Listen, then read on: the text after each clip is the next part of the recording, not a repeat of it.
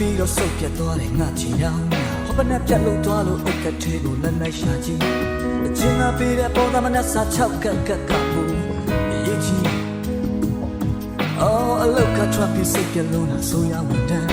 ပုဂ္ဂလိကတထေးကြီးဖြစ်ဖို့တော့ငါဝေးကြီးမျောမှန်း